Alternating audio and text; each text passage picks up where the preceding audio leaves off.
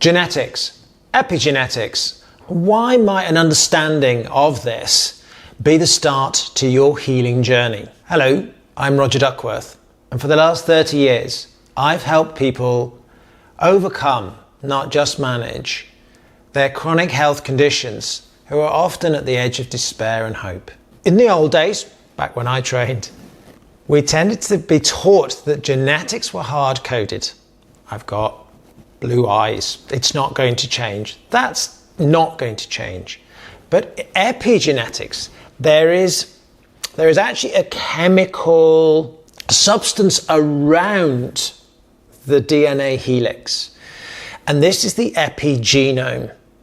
Now, the internal biological environment and the external environment in which we live has been shown to affect that epigenetic space. And through a process called methylation, this will turn on or turn off chromosomes on the DNA helix.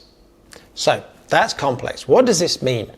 There are potentials which exist through our lineage and our ancestry, which mean that if the environment is right, internal environment biologically and external environment, that can allow a process that allows that internal DNA helix to go, oh right, you need to turn on or turn off.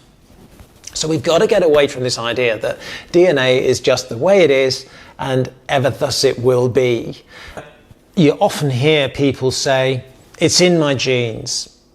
There's nothing I can do about it. I've just got to learn to live with it. Well, the beauty about understanding epigenetics is that may not be the case. Yeah? If you've got some certain types of hard-coded DNA problems, then sure, that's not going to change. But the vast majority of illnesses are actually epigenetic and are reversible. If you have lupus, if you have autoimmune problems, Crohn's disease, what we know is that these are not inevitable DNA hard-coded conditions. They are conditions which, if you have the propensity plus the environment, equals the expression of that, and the illness will come. What we also know is that you can reverse that process of epigenetic expression. So if it is the stressful environment, the early years developmental process that you go through, the family of origin, all of that, plus other health diseases, the relationship to the immune system, if those things change in your life, then what can happen is that it causes that genetic expression and the illness comes. So guess what?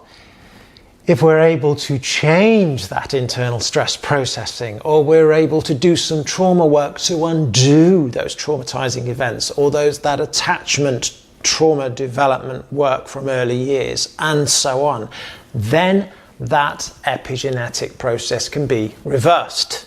So what does this give us potential for? It is really exciting. If you have lupus, and I know because I've done it, and I'm not the only person that's done it, but I have reversed the blood markers on people with lupus, that they no longer have lupus.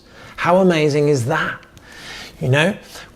It's not a definite, it's hard, and there's no guarantees that is always a reversible epigenetic process. The research indicates that, but the potential is there for that to happen. How might epigenetics be the start of your healing journey? Where do we go from here? Well, I think understanding this and the potential and the hope is the first thing, and realizing, oh, maybe I can go out there and find somebody who understands how to work with this. The approaches can be many and varied, but certainly they need to be embodied and also involving the unconscious. Yes, it might be that we're actually having some element of talk therapy, but the overwhelming evidence now in working in this field is in the trauma field, and is in that we must have an embodied practice. when we're doing this. What does that mean? Well, it means we need to be looking at things like somatic experiencing, neuroaffective touch, body psychotherapy. If you're not in the body dealing with the unconscious processing and the tracking of what's going on in the body, you're probably not going to resolve this, because it's a biological process which is connected to the unconscious experience. So finding people that work in those fields is probably a really good place to start to heal from epigenetic illness.